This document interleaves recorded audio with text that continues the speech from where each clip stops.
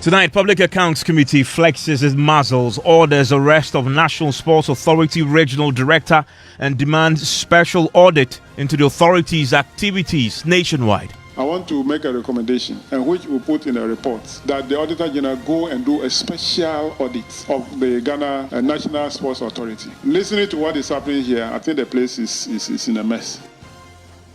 We have details as a member of the committee. Sam George says the Director General of the authority himself must be investigated.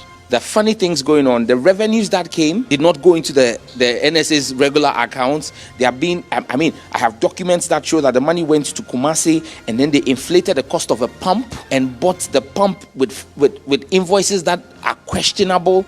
It's just absurd. But clearly, people are creating, looting, and sharing at the NSA. We have the latest. In the day, the chairman of the committee also alleged a grand scheme in the public service to pay unearned salaries. So far, this unearned salary is becoming a lot.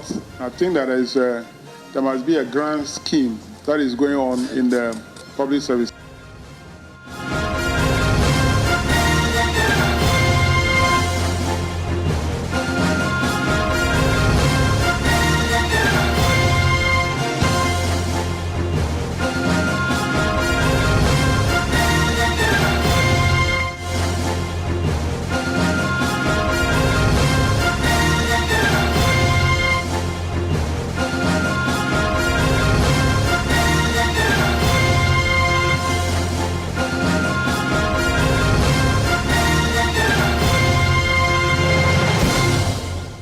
And Top Story is always brought to you by Vodafone. Now, the Public Accounts Committee of Parliament has today been flexing its muscles. The committee today ordered the police to arrest the Northern Regional Director of the National Sports Authority and demanded a special audit of the authority itself following major infractions cited in the Auditor General's report. Now, from missing vehicles to payment of money into wrong accounts, as well as writing off debts without authority. Officials of the NSA had a tough time to explain some of the infractions as they face probing questions from MPs. We'll hear from the chairman of the committee, Dr. James Klucha, very shortly. But first, listen to him direct the police to arrest the Northern Regional Director of the NSA, as well as the accountant there. That office is rotten. The authority is rotten. Minister, we are directing that the regional director and the accountant at the region should be picked by the police. Thank you so much. They should be picked immediately by the police. Okay. Chairman, thank you. We'll take action. You are invited to appear before Parliament, a committee of Parliament. You refuse to attend, knowing very well that you have squandered over 160,000 Ghana cedis. And you think that will leave you scot-free. Minister, I kindly do that, and then let's get the feedback. Thank you, Mr. Chairman. Mr. Chairman, action will be taken, and I'll communicate same to you. Thank you very much. Well, the vice chair of the committee, Samuel Atta-Mills, who was also visibly furious about the situation, said there was so much rot at the NSA. National Sports Authority, there's a lot of rot over there. Rot. Vodafone, Ghana, they owed you 18,900. And the CCMI, Pastor Aziz, they owed you 2,250. And you sat down for this regional head to write it off without permission. Did you get a copy of this audit report? Did you get a copy of this audit report? Mr. Chairman, yes. Did you read the report? Yes, Mr. Chairman. And did you understand the recommendations that were supposed to be taken? Mr. Chairman, at that point we requested them to reinstate. That wasn't my question. Did you understand the recommendations? Yes, Mr. Chairman. And what have you done about these recommendations? Mr. Chairman,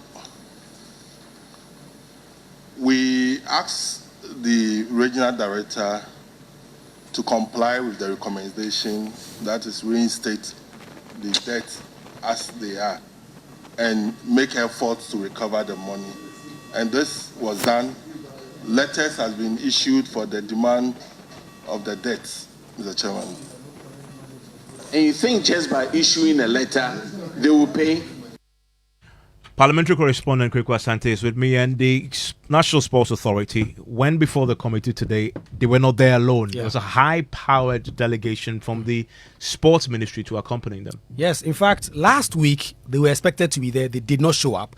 And so the minister himself today had to be there to try and calm members down because the MPs were furious. They wanted to see Professor Yauchumesi, who is the Director General of the NSA, to come and answer some questions. And so eventually he came there today, together with his minister, with his accountant, to try and explain some of the things. But if you look at the number of infractions that were reported, the chairman said he was so surprised about the level of quote-unquote rot going on there.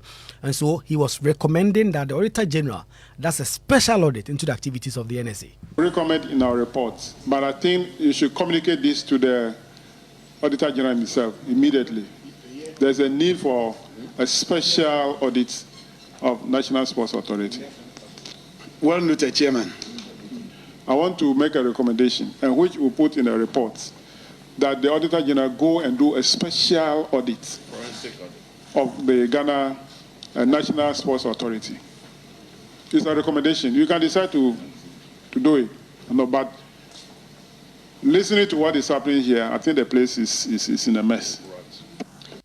And you also been speaking to the Ningo Parliament MP Sam George, who's also a member of this particular committee. He's been detailing a few more what he called bizarre incidents. Yes, in fact, a greater part of the questioning today were done by Sam George. For instance, he talks about a missing pickup where there's no CCTV footage because on the day the pickup was stolen, the CCTV was malfunctioning on that particular day. And so he says that the NSC under Professor Yauchumesi, if you look at the situation at the stadium, closing down the stadiums, giving out for concerts, he believes that either the Jubilee House is backing Professor Chumesi over the minister or there's some major rot going on there. The funny things going on, the revenues that came did not go into the NSA's regular accounts. They are being, I have documents that show that the money went to Kumasi and then they inflated the cost of a pump and bought the pump with invoices that are questionable.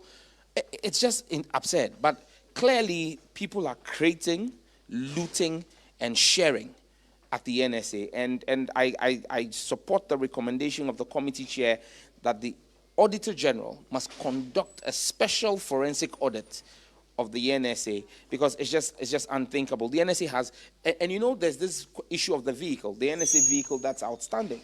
I mean, just listen to the chronology of events and make your own conclusion. The NSA always parks its vehicles in Kumasi at the Sports Hotel, which is part of the Kumasi Sports Stadium, very close to it. The new Director General comes in. A brand new pickup is bought. He gets to Kumasi with his driver and says, I don't want you to park at the Sports Hotel. Go and park at a new hotel, a different hotel. The vehicle is parked at that hotel. That very night, there's a robbery at the hotel, and the only thing that's stolen is the pickup. The police are informed, and when the police go to the hotel, that very night, again, was the only night that the hotel turned off its CCTV. Until today, the Director General had taken money to do comprehensive insurance. So, from the NSA. So then they say, okay, then go to the insurer to replace the vehicle. He cannot produce the insurance documents. So, and it's been 3 years, a brand new pickup. I mean, this is the same man who came to this committee and assured me when I asked the public interest question that they had pitch covers. Today now he's telling you about 4 days. Why? Doesn't he know that musical concerts are not set up in 3 hours? And when I asked him about it, he said he had pitch covers. So you are seeing theft, you are seeing blatant lie, you are seeing misappropriation of state funds. I mean, how do we continue like this? And the clear disrespect and undermining of his sector minister is mind-boggling. I mean, except somebody sitting somewhere and maybe the Jubilee House is backing what the Sports Authority DG is doing, you can't see how this will happen in any institution. And Kweku, what did the NSA Director General have to say for himself? So for a number of these claims, he had answers. For instance, why he had to rent out the sports stadium to Stoneboy to hold a concert, for instance. He explains that they charge 70,000 cedis. He believes that is enough revenue compared to, say, a crowd of folk or Great Olympics playing on a certain match day. And this money is enough to actually put the pitch back in shape for football activities to happen. On the calls about so-called infractions at his authority, he says he welcomes this probe, and that as far as he's concerned, he and his authority have not done anything untoward. Of course, there are authorities at the local levels. There's the central region, the regional ones, which may have done something. For instance, the Northern Regional Director and his accountant, who have been asked to be picked by the police and all that. And so if those questions are asked, he's willing to provide answers. But as far as he is concerned, he has always been willing to come before the Public Accounts Committee to provide answers. I see. Let's bring in some George. You raised a lot of the questions today before the Public Accounts Committee. Mr. George, thanks for your time here on Top Story. You suggest there that the NSA boss may be undermining the sector minister. Why? Well, good evening to our listeners. It's just a sad spectacle what's going on at the National Sports Authority. And I established that today during my questioning. I asked the Minister for Youth and Sports, Honorable Muhammad Yusuf, if he authorized the use of sports stadia for non-sporting activities in the middle of the league. And he said no, that was done without his knowledge. And then I asked him who authorized it. He said he got to his knowledge subsequently that the Director General of the NSA did so. Apart from that, the Director General had agreed with the Minister to reprimand, not just the Minister, the board of the NSA, to reprimand Mr. Alexander Tieku, who is the Cape Coast Central Regional Head of the NSA. In fact, the minister and the board of the NSA asked the Director General to write a letter. The Director General wrote the letter and subsequently called the officer and told him, don't mind the minister, don't go anywhere, stay at post. And for one whole year, the officer has remained at post in defiance of the minister and his board. If this is not undermining the minister, I don't understand what it is. On the first point, though, I mean, the use of the sports facilities, that wouldn't go to the minister, would it? That doesn't need the sports minister's explicit approval for the sports stadium to be used for a non-sporting activity. You would expect that if we're going to take a decision to use the sporting facilities, premier sporting facilities in our country for non-sporting activities, that would affect the Ghana Premier League. The minister would have had to be informed, because the minister is the head of, he drives policy at that ministry, and the NSA is an agency under him. And so he would have had to have been informed about it. But you know, Evans, what is even coming up post our meeting, which makes me reiterate the call of the chairman, Honorable James Kluji, for investigations into the NSA quickly, by not just the Auditor General, but even the Office of Special Prosecutor, is the fact that there's a lot of funny things going on there. During my questioning, I had evidence of 70,000 Ghana cedis being paid by the Benetton Music Group, representatives of Stoneboy, for his Fifth Dimension concert. I asked the Director General if that 70,000 had hit the accounts for that event, and he confirmed that yes, 70,000. I asked him if it was sufficient for the for repair of the pitch, any damages to the pitch. He did not answer. But post the event, I have now gotten the contract that the NSA signed with the Benetton Music Group. And I've gotten receipts of payment that the Benetton Music Group paid to the NSA for the Fifth Dimension. Evans, it wasn't 70,000. It was 169,000. But so if 169,000 cedis was paid in 3 installments, 70,000, 70,000, 29,000. And the Director General is literally before Parliamentary Select Committee under oath, confirming that it was 70,000 that was received from the Benetton Music Group. Do you see what's going on here? You are actually suggesting that there's possibly borders on perjury. Not just perjury, theft, stealing from the public purse. Look, this same Director General is responsible I hold him solely responsible for the theft of a pickup, a brand new pickup belonging to the NSA. But there's no evidence there. You said the CCTV did Hold not on, let me capture give you what the happened. chronology of events. This Director General assumes office. There is a new pickup. There is a director of logistics who handles the fleet at the NSA. The Director General says, this pickup, I have assigned it to myself. And I'm going to handle the registration and licensing and insurance. And assures the NSA that has been done. Then he goes with the pickup to Kumasi with a driver. The NSA normally parks its pickups or all NSA official vehicles at the Spot Hotel in Kumasi, by the stadium. He gets to Kumasi and says to the driver, don't park at Spot Hotel. Go and park at this other hotel. The car is parked at that hotel, and that night, that particular night, there is a robbery at the hotel. The only thing that is stolen in the hotel is the new pickup from the NSA. The hotel, the driver goes to lodge a complaint the next morning at the police station. When the police come there, the CCTV footage of the hotel is intact, except for the CCTV footage of that night. They say they turned off their CCTV on that night. Okay, bring us the insurance document so we can go to the insurance company to get a new vehicle. Parliament requested for this. Sorry? Parliament requested for this. The NSA has requested for it. The committee has requested for it last year. It's been 2 years. He can't produce the insurance document. Okay, but you raise a fundamental allegation of theft. I mean, what you've said is circumstantial at best. There's no evidence to categorically say that. And it's not fair to the man to use those words when what you've described is just circumstantial. Even what is circumstantial about the fact that under oath, with your reporter present, I said to him that the information I had was Burlington paid, Stoneboy and his team paid 70,000, and he said yes. No, but you're talking about the pickup. I'm referring to the pickup question. That's where you use, the description that he stole the pickup has been stolen. No, I didn't say he stole the pickup. I said the theft. I hold him solely responsible for the theft of the pickup. Of the pickup, yes. When I use the word stealing from the public purse, I use that in reference to the 70,000 he claimed was paid by Stoneboy, when there is evidence that 169,000 was paid.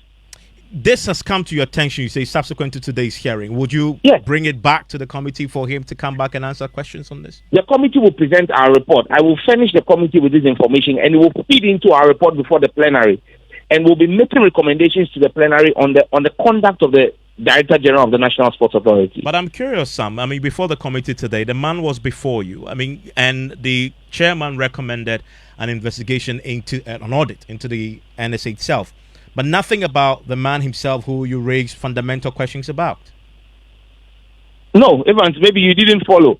All the issues that came up that prompted Honorable James Kluge-Afeji to recommend, because again, the Public Accounts Committee does not have the power constitutionally to direct or instruct an audit. We can only recommend to the Auditor General, which is what we have done, is based on the conduct of the Director General. Because even, look, I can give you a typical example of a highest bus, a bus belonging to the National Sports Authority, another bus, which has now been involved in an accident because the same Director General takes the NSA bus and gives it to non-staff of the NSA who don't have driving license to drive the bus and go and crash the bus. And now the bus is sitting in a fitting shop.